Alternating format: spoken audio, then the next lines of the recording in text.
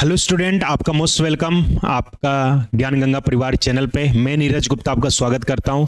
जैसा पता है कि प्रीवियस के वीडियो में आपका काफ़ी अच्छा कमेंट रहा, काफ़ी आपने अच्छा प्यार दिया। तो पहले वीडियो में हम लोगों ने सिलेबस के बारे में बात किया कि जूनियर में पॉलिटी में आपकी यूपी टेट जो एग्ज़ाम डेट फिक्स हो चुकी है 30 और 29 को जनवरी को, उसी को मद्देनजर देखते हुए हमने जो पॉलिटी का सेगमेंट स्टार्ट किया है। तो मैंने पहले वीडियो में जो बात किया था संविधान और राजव्यवस्था के बारे में कि संविधान है क्या और राजव्यवस्था किसे कहते हैं, संविधान और राजव्यवस्था से कैसे एग्जाम में प्रश्न बनते हैं, इस चीज़ के बारे में हम लोगों ने बात किया था। अब हम लोग जो बात करेंगे, अभी तो आपका डेमो क्लास चल रहा है। आज के डेमो क्लास के बाद आप क्लासेज आपकी सीरियल चलने लगेगी और बेहतर तरीके से कंटिन्यू हो जाएगी, और इसी को मद्देनजर देखते हुए उसी चीज़ को मैंने आपको कंटिन्यू किया। आपको मैं सिलेबस जो प्रोवाइड किया था, तो मैंने कहा था जीएस सब्जेक्ट के अंदर का जो सेगमेंट आप पढ़ेंगे, यानी कि आप देखेंगे सिलेबस के अंतर्गत मैंने आपको 3 पार्ट में डिस्ट्रीब्यूट किया था, सेक्शन ए, सेक्शन बी और सेक्शन सी। सेक्शन ए वाले पार्ट में आप बेसिक पॉलिटी के बारे में पढ़ेंगे, जो बेसिक पॉलिटी का सेगमेंट है। सेक्शन बी वाले पार्ट में राजव्यवस्था पढ़ेंगे, सेक्शन सी वाले पार्ट में राजव्यवस्था के एप्लीकेशन के बारे में पढ़ेंगे। इसके अंदर आप पढ़ेंगे डियर, और सेक्शन ए वाले पार्ट के अंदर बेसिक पॉलिटी के मैंने क्या क्या बताया सिलेबस, उसके बारे में आप देखिएगा। मैंने आपको प्रीवियस ईयर के जो क्लास वीडियो ना देखें उसको आप जरूर देखिएगा। मैंने आपको बताया था संविधान के बेसिक पॉलिटी के सिलेबस के बारे में।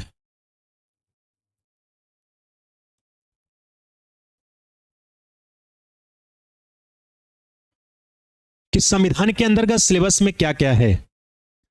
तो संविधान के अंदर सिलेबस के बारे में मैंने आपको बताया था, जिसमें आप कहने कि संविधान के बेसिक पॉलिटी के अंदर आप जो पढ़ेंगे, संविधान है क्या,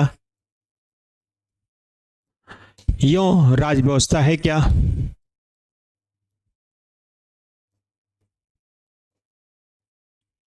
संविधान और राजव्यवस्था से कैसे एग्जाम में प्रश्न बनते हैं, इसके बारे में हम लोगों ने देखा था। इसके बाद आप जो पढ़ेंगे डियर, संविधान के प्रकार पढ़ेंगे, जिसे हम टाइप ऑफ कॉन्स्टिट्यूशन कहते हैं।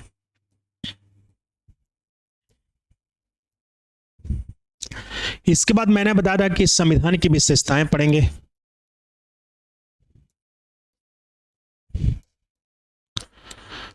भारतीय संविधान की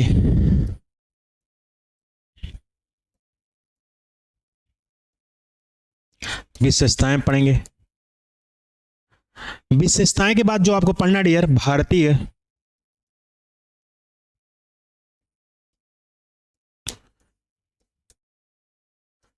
संविधान की अनुसूचियां पढ़नी है।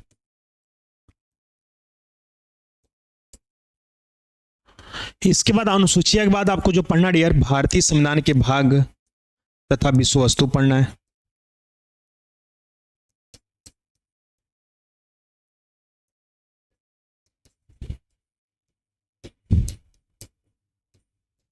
इसके बाद विषय वस्तु के बाद आपको जो पढ़नी है, प्रस्तावना पढ़ना है।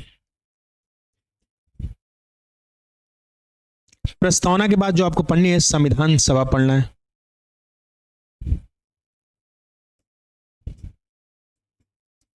और आपको विदेशी स्रोत पढ़नी है।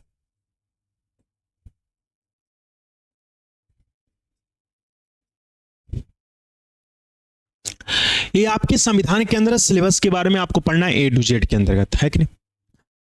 तो मैंने इसमें आपको देखेंगे, मैंने आपको एक लेक्चर लिया था डेमो के रूप में, प्रस्तावना का लिया था, जो मैंने प्रस्तावना के अंदर पढ़ाया था। सॉरी तो जो मैंने आपको डेमो लिया था, तो कहने के पहले क्लास के अंतर्गत मैंने आपको संविधान और राजव्यवस्था के अंदर बताया था कि संविधान होता है क्या, राजव्यवस्था होता क्या। इसके बाद संविधान के प्रकार पढ़ाया था। तो आज की क्लास में हम लोग डेमो के रूप में दूसरा जो देखेंगे, प्रस्तावना के बारे में देखेंगे। जब हम लोग प्रस्तावना का डेमो देख लेंगे, तब हम लोग का सीरियल चलेगा संविधान राजव्यवस्था के बाद संविधान के प्रकार, विशेषताएं, अनुसूचियां, भाग, इसके बाद प्रस्तावना, संविधान सभा, स्रोत। तो आज की वीडियो है आपकी डेमो की। डेमो जैसे आपका कंप्लीट हो जाएगा तो एकदम सीरियल से आपकी ऐप पे जो क्लासेस है ऑनलाइन उसको बेहतर तरीके से चलेंगे। कोई भी आपको इंक्वायरी है इस पे दिए गए नंबर पे आप कांटेक्ट करिएगा। एक बार जितने बच्चे लाइव में एक बार वाई टाइप कर दें, हमारी आवाज स्पष्ट आ रही है कि नहीं, कोई समस्या तो नहीं है, और इसको हम लोग बेहतर तरीके से हम लोग कंटिन्यू करते हैं डियर। चलिए नाउ टू अगेन करते हैं, कोई समस्या नहीं होगी, एकदम बेस्ट तरीके से हम आपको जूनियर यानी कि एसएसटी के लिए पॉलिटी का जो सेगमेंट है उसमें हम बात करेंगे और बेस्ट हम आपको कंटेंट देंगे ताकि कोई भी समस्याएं ना हो डियर। चलिए तो हम लोग प्रस्तावना के बारे में बात करते हैं कि भारतीय संविधान की प्रस्तावना के अंतर्गत। चलिए तो हेडिंग डालिएगा भारतीय संविधान की प्रस्तावना। भारतीय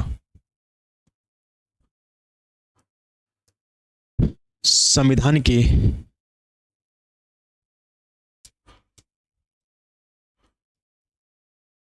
प्रस्तावना, जिसको इंग्लिश में कहते हैं डियर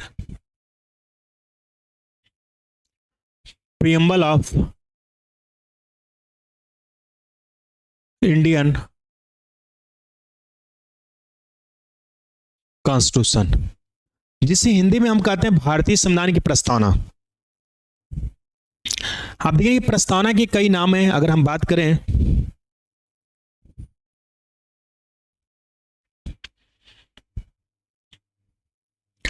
तो प्रस्तावना के कई नाम है। एक प्रस्तावना को प्रस्तावना आप कह सकते हैं,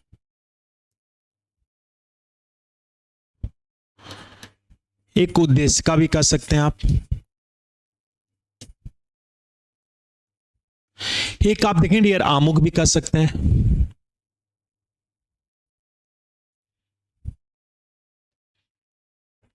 और एक परिचय पत्र भी कह सकते हैं आप।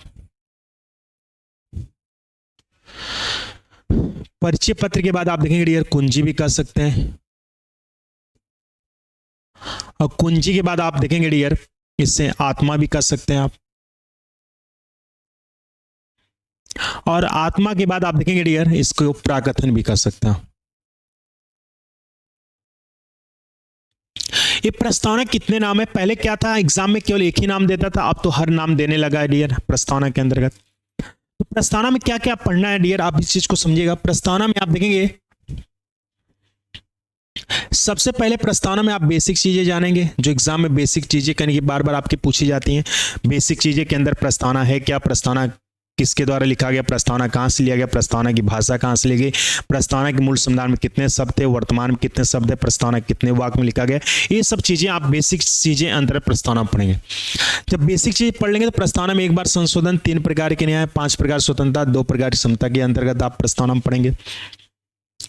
इसके बाद प्रस्तावना में आत्मा संबंधी प्रश्न पढ़ेंगे, किस विद्वान ने प्रस्तावना को पढ़ा, क्या उपाधि दी, इसके बारे में आप पढ़ेंगे।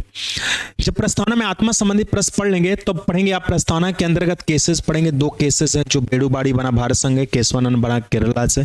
इसके बाद केसेस जब आप पढ़ लेंगे तो प्रस्तावना में आप पढ़ेंगे डियर वर्तमान में जो 85 शब्द हैं, कौन कौन से शब्द हैं, 85 शब्द प्रस्तावना के अंतर्गत। आप इस चीज को आप A to Z अध्ययन करेंगे। अगर इतना पढ़ लेते हैं 3 से 4 घंटे के अंदर प्रस्तावना की सीरीज, तो आपकी अंतर्गत जो प्रस्तावना की समस्याएं वो आपकी समस्याएं कंप्लीट हो जाएगी और आप बेस्ट तरीके से आप एक अच्छी स्टूडेंट होगे।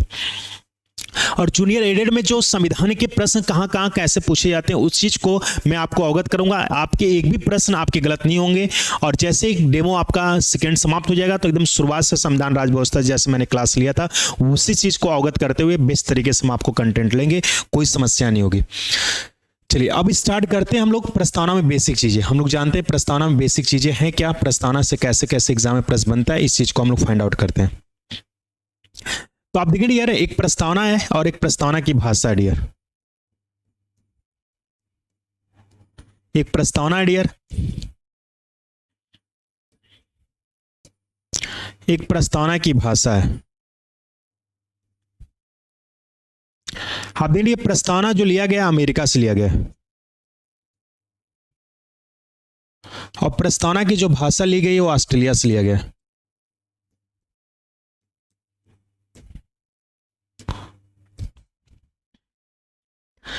प्रस्तावना और प्रस्तावना की भाषा में दोनों में अंतर है डियर। कुछ लोग सोचते हैं कि प्रस्तावना एक ही है और प्रस्तावना की भाषा अलग है, और कुछ लोग सोचते हैं मतलब दोनों का एक ही, ऐसा नहीं है। प्रस्तावना की भाषा में अंतर है, हम लोग जानने वाले हैं बेसिक चीजें प्रस्तावना के अंदर है। तो प्रस्तावना का अर्थ है संविधान का क्या लक्ष्य है, क्या उद्देश्य है, सारी बातें प्रस्तावना के अंदर लिखी गई है, ऐसी कोई बात नहीं जो प्रस्तावना के अंदर ना दी गई है।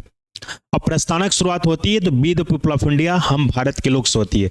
प्रस्तावना ही कहता है कि हम भारत के लोग भारत को एक संपूर्ण प्रभु संपन्न समाजवादी पंथ निरपेक्ष लोकतंत्रात्मक गणराज्य बनाने के लिए तथा उसके समस्त नागरिकों को सामाजिक आर्थिक राजनीतिक न्याय विचार अभिव्यक्ति विश्वास और धर्म के पास स्वतंत्रता प्रतिष्ठा और अवसर की क्षमता प्राप्त कराने वाली तथा उन सब में व्यक्ति गरिमा राष्ट्र की एकता अखंडता सुनिश्चित करने वाली बनता बनाने के लिए दृढ़ संकल्प होकर इस संविधान सभा को आज तारीख 26 नवंबर 1949 को मिति मार्ग 16/2006 विक्रमी एकता द्वारा इस संविधान सभा को अंगीकृत चुनाव करते हैं। 13 भारतीय संविधान प्रस्तावना। तो प्रस्तावना कहता है संविधान का क्या लक्ष्य क्या उद्देश्य है, सारी बातें प्रस्तावना के अंदर लिखी गई, ऐसी कोई बात नहीं जो प्रस्तावना के अंदर न दी गई। और प्रस्तावना की शुरुआत होती है तो be the people of India, हम भारत के लोग से होती है। लेकिन जो प्रस्तावना की भाषा वो ऑस्ट्रेलिया से लिया गया।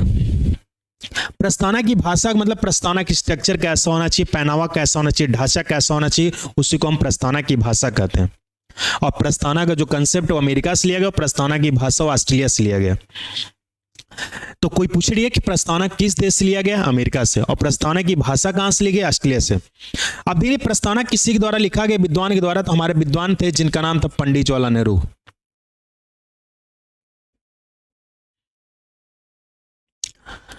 पंडित जवाहरलाल नेहरू के द्वारा भारतीय संविधान की प्रस्तावना लिखा गया।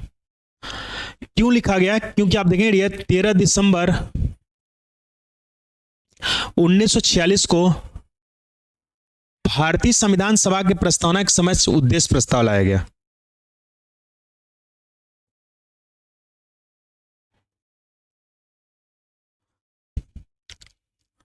जिस उद्देश्य प्रस्ताव को आप देखेंगे 22 जनवरी 1947 को पारित कर दिया गया। और यही उद्देश्य प्रस्ताव आगे चलकर भारतीय संविधान का क्या बना, प्रस्तावना बना।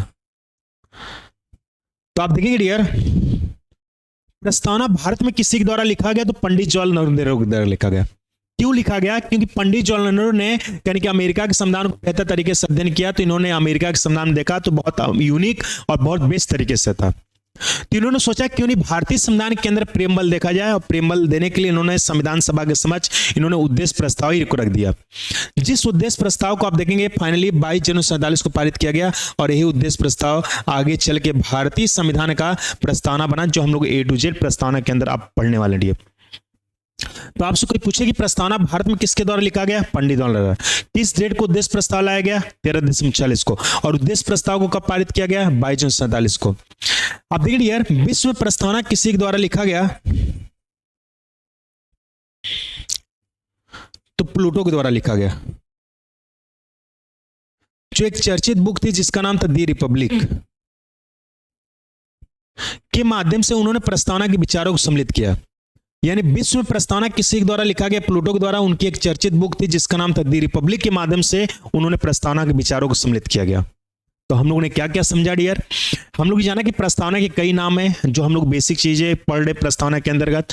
प्रस्तावना को प्रस्तावना कहते हैं, उद्देशिका भी कह सकते हैं, आमुख भी कह सकते हैं, परिचय पत्र भी कह सकते हैं, कुंजी भी कह सकते हैं।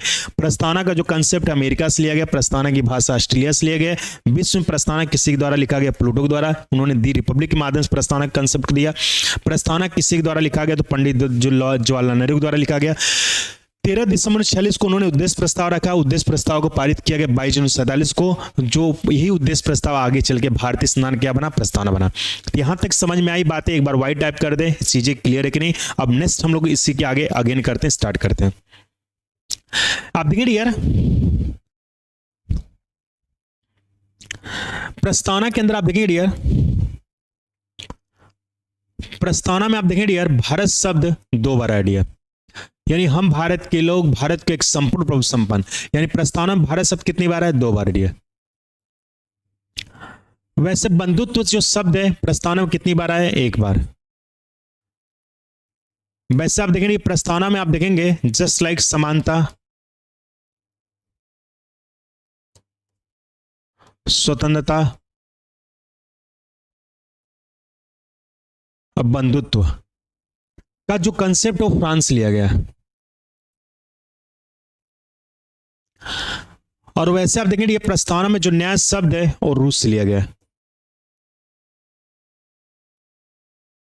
और आप देखेंगे प्रस्तावना, आप देखेंगे एक वाक्य में लिखा गया है। और प्रस्तावना के मूल संविधान में आप देखेंगे 81 शब्द थे, लास्ट में 4 जोड़े गए, जो प्रेजेंट टाइम कुल 85 शब्द है। और प्रस्तावना आप देखेंगे डियर वाद योग नहीं होता डियर,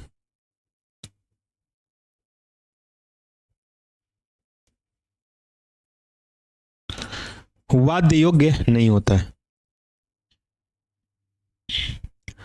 तो आप देखेंगे प्रस्तावना में जो भारत शब्द 2 बार आया डियर, आगे आपको पढ़ाएंगे तो हम आपको बताएंगे, हम भारत के लोग, भारत को एक संपूर्ण प्रभु संपन्न। तो प्रस्तावना में जो भारत शब्द कितनी बार आया? 2 बार आया। वैसे बंधुत्व शब्द प्रस्तावना में 1 बार आया। बंधुत्व का मतलब होता है भाईचारे के रूप में हमें और आपको रहना चाहिए, बंधुत्व शब्द का प्रयोग 1 बार आया। वैसे प्रस्तावना में आप देखेंगे समानता, स्वतंत्रता, बंधुत्व का जो कंसेप्ट वो फ्रांस लिया गया है। तो आपसे कोई पूछे कि प्रस्तावना में बंधुत्व शब्द और समानता, स्वतंत्रता कहां से लिया गया? फ्रांस लिया गया। तो आगे हम आपको पढ़ाएंगे तो प्रस्तावना बताएंगे 2 प्रकार की समानता की बात की गई, प्रतिष्ठा और अवसर की समता। प्रस्तावना में 5 प्रकार की स्वतंत्रता की बात की गई, विचार, अभिव्यक्ति, विश्वास और धर्म उपाय स्वतंत्रता। और प्रस्तावना में बंधुत्व शब्द 1 बार आया। तो प्रस्तावना में समानता, स्वतंत्रता, बंधुत्व का जो कंसेप्ट कहां से लिया गया? फ्रांस से लिया गया।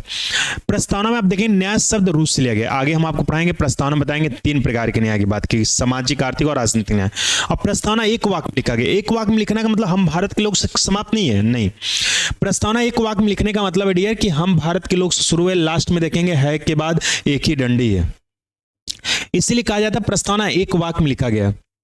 अब ये प्रस्तावना के मूल संविधान में 81 शब्द थे और लास्ट में 4 जोड़े गए, जो प्रेजेंट टाइम कुल 85 शब्द है। तो आपसे कोई पूछे कि प्रस्तावना के मूल संविधान में कुल कितने शब्द थे? 81। लास्ट में कितने जोड़े गए? 4। और प्रेजेंट टाइम कितने? 85। प्रस्तावना वाद योग नहीं होता, यानी प्रस्तावना में जो A to Z बातें दी गई उसके खिलाफ न्यायालय में आप चले नहीं कर सकते, क्योंकि प्रस्तावना वाद योग नहीं होता। तो अगर आपसे कोई पूछे कि प्रस्तावना में भारत शब्द कितनी बार आया? 2 बार। बंधुत्व शब्द कितनी बार? 1 बार। प्रस्तावना में समानता, स्वतंत्रता, बंधुत्व कहां से लिया गया? फ्रांस से। प्रस्तावना में न्याय शब्द कहां से लिया गया? रूस से। प्रस्तावना कितने वाक्य में लिखा गया? 1 वाक्य में। प्रस्तावना के मूल संविधान में कितने शब्द थे? 81। लास्ट में कितने जोड़े गए? 4। और प्रेजेंट टाइम कितने? 85। अब देखिए प्रस्तावना को संविधान सभा के द्वारा आप देखेंगे 26 नवंबर 1949 को, 26 नवंबर 1949 को संविधान सभा के द्वारा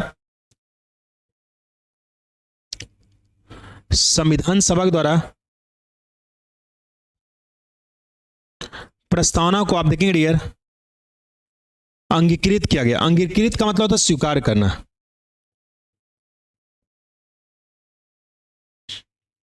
तो इसके पीछे रीजन कारण क्या था डियर समझिएगा आप, यानी संविधान सभा द्वारा प्रस्तावना को 26 नवंबर 1949 को अंगीकृत किया गया था, यानी स्वीकृति प्रदान की गई थी। क्यों किया गया था? क्योंकि हम आपको आगे पढ़ाएंगे, बताएंगे मूल संविधान में 395 आर्टिकल थे, जो प्रेजेंट टाइम 470 आर्टिकल हैं। 395 आर्टिकल में से 16 महत्वपूर्ण अनुच्छेद, जैसे नागरिकता हुआ, नए राज्य निर्माण व राष्ट्रीय पात हुआ, 395 आर्टिकल में से 16 महत्वपूर्ण अनुच्छेद ये पूरे भारत के राज्य क्षेत्र में लागू कर दिया गया। इसी कारण संविधान सभा द्वारा 26 नवंबर 1949 को प्रस्तावना को अंगीकृत और स्वीकृति प्रदान की गई थी। और पहले कहा गया 26 नवंबर को संविधान सभा के द्वारा आप देखेंगे प्रस्तावना के अंतर्गत कहने की कहा गया कि विधि दिवस के रूप में मनाया जाएगा। तो पहले संविधान सभा के द्वारा आप देखेंगे प्रस्तावना के अंतर्गत आप देखेंगे विधि दिवस के रूप में मनाया जाता है, लेकिन वर्तमान समय में आप देखेंगे 26 नवंबर को, आप देखेंगे वर्तमान समय में 26 नवंबर को क्या मनाया जाता है? तो आप बताएंगे वर्तमान समय 26 नवंबर को जो मनाया जाता है संविधान दिवस के रूप में वर्तमान समय माना जाता है।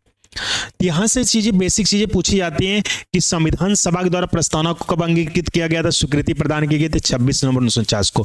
26 नवंबर को पहले क्या मनाया जाता था? विधि दिवस, और वर्तमान में क्या मनाया जाता है? संविधान दिवस। तो प्रस्तावना के अंदर हम लोग ने बेसिक चीजें जाना, जो आपको बेसिक चीजें जानना चाहिए, A to Z जो पता होना चाहिए उसके बारे में हम लोग जाना। अब हम लोग कहेंगे प्रस्तावना के अंदर बेसिक चीजें जान चुके, अब हम लोग जानेंगे डियर प्रस्तावना में 1 बार संशोधन किया गया, 3 प्रकार के न्याय की बात की गई, 2 प्रकार की समता की बात की गई, 1 बार संशोधन किया गया कहने की आप देखेंगे, और 5 प्रकार की स्वतंत्रता की बात की गई। तो 1 बार संशोधन, 3 प्रकार के न्याय, 5 प्रकार स्वतंत्रता, 2 प्रकार की समता की बात की गई, इसके बारे में हम लोग अध्ययन करेंगे। अब हम लोग कंटिन्यू करेंगे, जानेंगे 1 बार संशोधन क्यों किया गया, क्या था, 3 प्रकार के न्याय कौन कौन सी, 5 प्रकार स्वतंत्रता, इसके अंतर्गत एक बार वाइट टाइप कर देंगे। यहां तक चीजें क्लियर है कि नहीं? एक बार क्विज रिवीजन करते हैं हम लोग। हम लोग जाना डियर कि प्रस्तावना को कई नाम से जाना जाता है कि नहीं। प्रस्तावना का जो कंसेप्ट है वो अमेरिका से लिया गया है, प्रस्तावना की भाषा ऑस्ट्रेलिया से लिया गया है। प्रस्तावना मैंने बताया किसी के द्वारा लिखा गया, तो पंडित जवाहरलाल नेहरू द्वारा लिखा गया। 13 दिसंबर 1946 को उद्देश्य प्रस्ताव लाया गया, जिस उद्देश्य प्रस्ताव को 22 जून 1947 को पारित किया गया। विश्व में प्रस्तावना किसी के द्वारा लिखा गया, प्लूटो के द्वारा लिखा गया। दी रिपब्लिक के माध्यम से उन्हें प्रस्तावना के विचारों को सम्मिलित किया गया। प्रस्तावना में भारत शब्द 2 बार आया, बंधुत्व शब्द 1 बार आया। समानता स्वतंत्रता बंधुत्व फ्रांस से लिया गया। प्रस्तावना में न्याय शब्द रूस से लिया गया।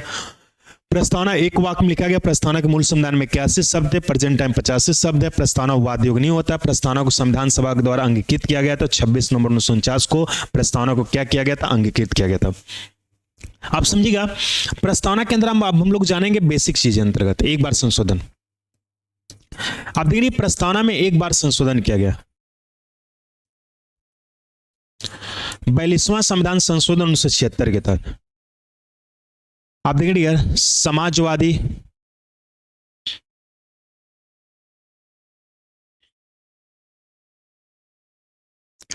पंथनिरपेक्ष और अखंडता,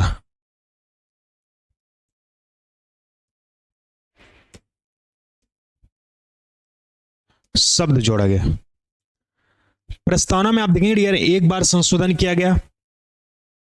जो शब्द जोड़े गए, समाजवादी पंथनिरपेक्ष और अखंडता जोड़ा गया। खैर, हम आपको जब प्रस्तावना के वर्ड एक्सप्लेन करेंगे तो उसमें अंतर्गत हम आपको A to Z बताएंगे। यहां से कैसे एग्जाम में प्रश्न बनेगा, प्रश्न खिलाऊंगे, समझिएगा। पहला प्रश्न बनेगा, प्रस्तावना में कुल कितनी बार संशोधन किया गया। ऑप्शन है 1 बार, 2 बार, 3 बार, अनेक बार। क्या बताओगे? 1 बार। कब किया गया डियर, बताओगे 1976 में। और किस संविधान संशोधन के तहत किया गया? 42वां संविधान 1976 के तहत। नेक्स्ट प्रश्न बनेगा, कुल कितने शब्द जोड़े गए? 4 शब्द जोड़ा गया। कौन कौन से? समाजवादी पंथनिरपेक्ष और अखंडता। इसके बाद प्रश्न बनेगा, सार्थक शब्द कितने? 3। कौन कौन? समाजवादी पंथनिरपेक्ष अखंडता।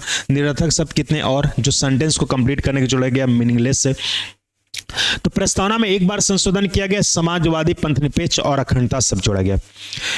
इसके बाद आप देखिए डियर, समाजवादी का मतलब हम आपको पढ़ाएंगे डियर, तो आगे बताएंगे। एक समाजवादी होता है, एक पूंजीवादी होता है, एक मार्क्सवादी होता है। समाजवादी का मतलब होता है कि उत्पादन और वितरण पे किसी भी देश का नियंत्रण हो, तो ऐसे वादी को हम कहने की आप देखेंगे समाजवादी कहते हैं। तो समाजवादी का मतलब होता है कि देश में उत्पादन कितना हो, कितना डिस्ट्रीब्यूशन हो, इसका रेट निर्धारण उस राज्य की सरकार तय करती है, तो ऐसे वादी को हम समाजवादी कहते हैं। भारत में समाजवादी की अवधारणा को अपनाया गया है, यानी सुई से लेकर प्लेन का जो टिकट का रेट होता है, हम और आप तय नहीं करते, वो भारत सरकार तय करती है, क्योंकि भारतीय संविधान में समाजवादी की अवधारणा को अपनाया गया है। एक पूंजीवादी होती है। पूंजीवादी की अवधारणा कहती है कि उत्पादन और वितरण पे पूंजीपतियों का नियंत्रण हो, तो अमीर लोगों का नियंत्रण हो, तो ऐसे वादी को हम पूंजीवादी कहते हैं। और एक मार्क्सवादी होता है। मार्क्सवादी का मतलब होता है कि उत्पादन और वितरण पे आम लोगों का अधिकार हो, तो ऐसे वादी को मार्क्सवादी कहते हैं। लेकिन हमारे संविधान में समाजवादी की अवधारणा को अपनाया गया। समाजवादी का अवधारणा कहती है कि देश में उत्पादन कितना होगा, कितना डिस्ट्रीब्यूशन होगा, उसका रेट निर्धारण उस राज्य की सरकार तय करती है, तो ऐसे वादी को हम समाजवादी कहते हैं। इसके बाद पंथनिरपेक्ष की बात की गई। एक पंथनिरपेक्ष और एक धर्मनिरपेक्ष डियर। एक पंथनिरपेक्ष और एक धर्मनिरपेक्ष है।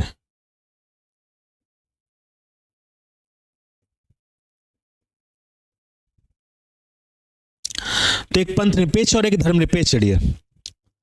अब देखिए, धर्मनिरपेक्ष का मतलब होता है कि धर्म का मतलब होता है धर्म, निरपेक्ष में धारण करना। तो आप कह सकते हैं धर्म को धारण करने वाला व्यक्ति क्या कहलाता है? धर्मनिरपेक्ष कहलाता है।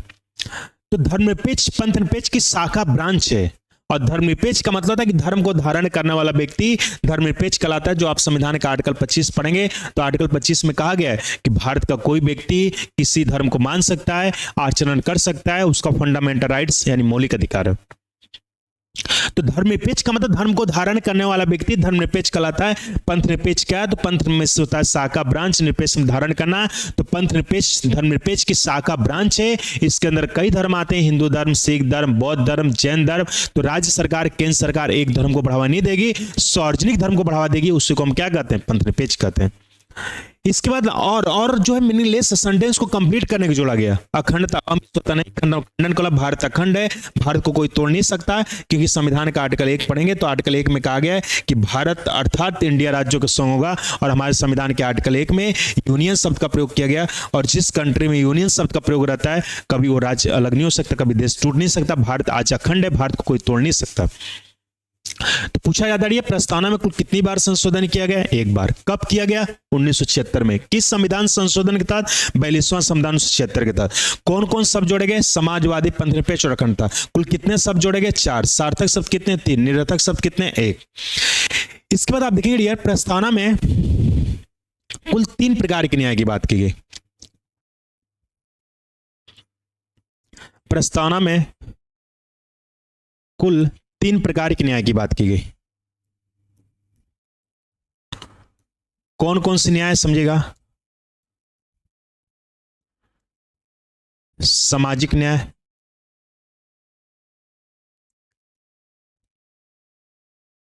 आर्थिक न्याय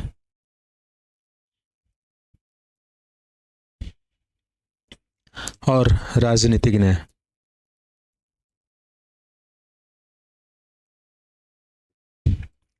यानी प्रस्तावना में आप देखेंगे ये 3 प्रकार के न्याय की बात की गई, सामाजिक, आर्थिक और राजनीतिक न्याय। यहां से भी प्रश्न पूछा जाता है कि प्रस्तावना में कुल कितने प्रकार के न्याय की बात की? तो क्या बताओगे? 3 प्रकार की। पहला कौन सा है? सामाजिक, दूसरा आर्थिक और तीसरा राजनीतिक। सामाजिक न्याय का मतलब क्या होता है डियर, समझिएगा। आर्टिकल 15 भी पढ़ेंगे तो उसमें भी सामाजिक न्याय की बात की गई है। आर्टिकल 15 पढ़ाएंगे तो बताएंगे आज सामाजिक न्याय का मतलब था कि राज्य, धर्म, मूल वंश, जाति, लिंग, जन्म स्थान इत्यादि के आधार पर भेदभाव नहीं करेगा, सामाजिक न्याय की स्थापना करेगा। और सामाजिक न्याय का मतलब होता है कि राज्य, धर्म, मूल वंश, जाति, लिंग, जन्म स्थान के आधार पर भेदभाव नहीं करेगा, सामाजिक न्याय की स्थापना करेगा।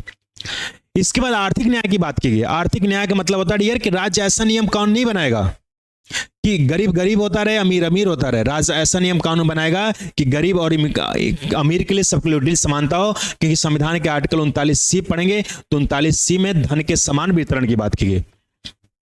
इसके बाद राजनीतिक न्याय की बात की, पॉलिटिकल जस्टिस की बात की, यानी हर व्यक्ति स्वतंत्र है, वो गांव का प्रधान बन सकता है, राष्ट्रपति बन सकता है, हर व्यक्ति स्वतंत्र है, वो प्रधानमंत्री बन सकता है, हर व्यक्ति स्वतंत्र है, अपना मत किसी को दे सकता है, क्योंकि संविधान के आर्टिकल 326 के तहत वोट देना विधिक अधिकार, कानूनी अधिकार है।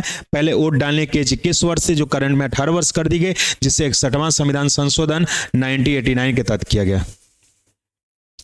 और पूछा भी जाता है प्रस्तावना में कुल कितने प्रकार के न्याय की बात की गई? 3 प्रकार के। कौन कौन से? सामाजिक, आर्थिक और राजनीतिक न्याय। इसके बाद आप देखेंगे प्रस्तावना में कुल 5 प्रकार की स्वतंत्रता की बात की डियर। आप देखेंगे प्रस्तावना में कुल 5 प्रकार की स्वतंत्रता की बात की। अगर हम बात करें विचार, अभिव्यक्ति,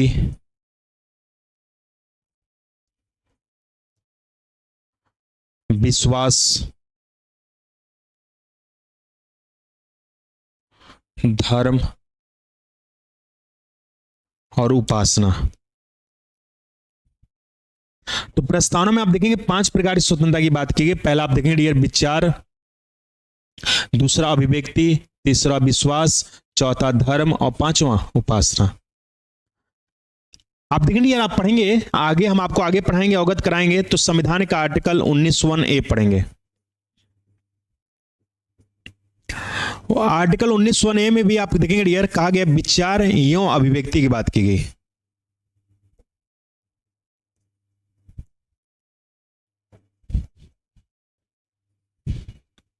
तो विचार मतलब था बोलना,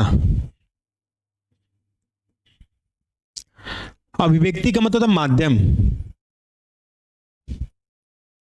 तो विचार मतलब था बोलना, अभिव्यक्ति का माध्यम। आप अपनी बातें किसी माध्यम से प्रस्तुत कर सकते हैं, चाहे ड्राइंग के माध्यम, चाहे पिक्चर के माध्यम, चाहे गुनगुना के, चाहे डांस करके, चाहे किसी माध्यम से आप अपनी बातें प्रस्तुत कर सकते हैं।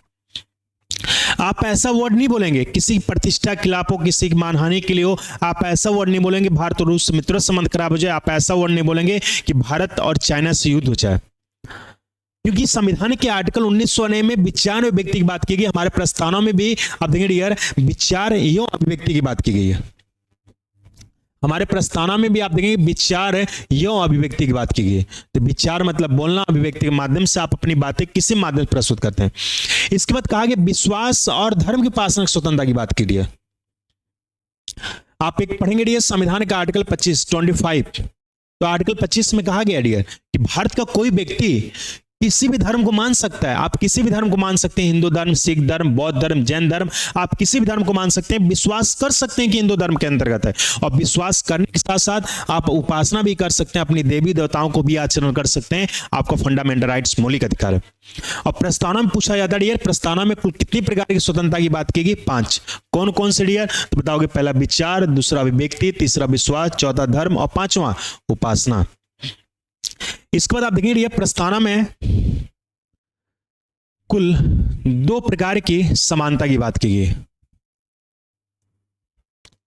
प्रस्तावना में आप देखेंगे ये 2 प्रकार की समानता की बात की गई है। अगर हम बात करें डियर तो प्रतिष्ठा और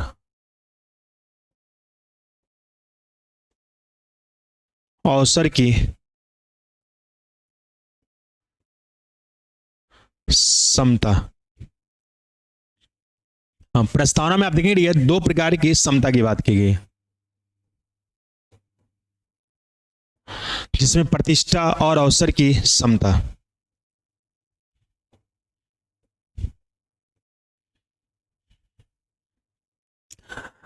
प्रस्तावना में 2 प्रकार की समता की बात की गई है, प्रतिष्ठा और अवसर की समता। आप पढ़ेंगे डियर संविधान का आर्टिकल 21 तो आर्टिकल 21 में भी कहा गया प्राण एवं दैहिक स्वतंत्रता की बात की गई है।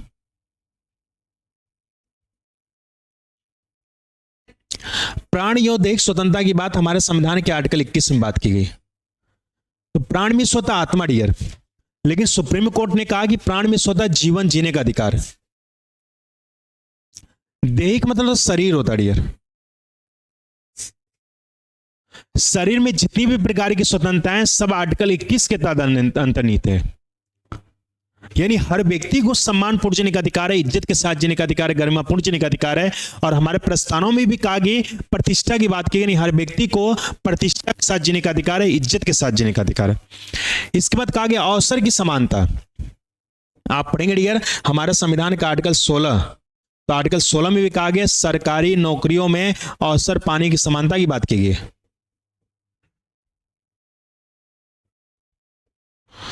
यानी सरकारी नौकरियों में अवसर पाने की समानता, यानी सरकारी नौकरी पाना हमारा आर्टिकल 16 के तहत जन्म सिद्ध अधिकार है। यानी केंद्र सरकार, राज्य सरकार समय समय पर अवसर देगा, चांस देगा। और हमारे संविधान के अंदर प्रस्तावना में भी अवसर की बात की गई है। अगर हमारे पास टैलेंट होगा तो हम देश की सेवा सरकारी नौकरी IAS बन के करेंगे। अगर हमारे पास टैलेंट रहेगा तो हम कोई भी जॉब लेकर सेवा करेंगे। लेकिन केंद्र सरकार, राज्य सरकार कोई भी अवसर देगा, चांस देगा, सरकारी नौकरी में अवसर पाने की समानता देगा। तो पूछा जाता प्रस्तावना में कितनी प्रकार की समता की बात की? 2। कौन कौन सी? प्रतिष्ठा और अवसर की समता। तो हम लोगों ने प्रस्तावना के अंदर आप देखें डियर, आज की क्लास के अंदर हम लोगों ने बेसिक चीजें जाना।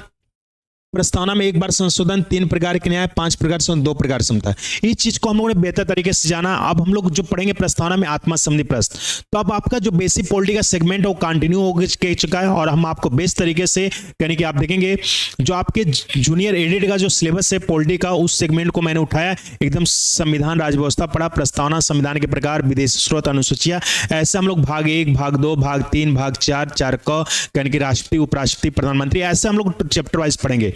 और लगभग 40 से 50 लेक्चर के बीच हम आपको बेस्ट तरीके से हम आपको यानी कि जूनियर का जो सिलेबस है यानी कि आप देखें पॉलिटी का, उस सेगमेंट को हम कंप्लीट करेंगे। कोई समस्या नहीं होगी। मुझे उम्मीद करते हैं कि आपको क्लास अच्छी लगी। एक बार आप कमेंट के माध्यम जरूर बताइएगा। आज की क्लास के लिए जय हिंद, जय भारत।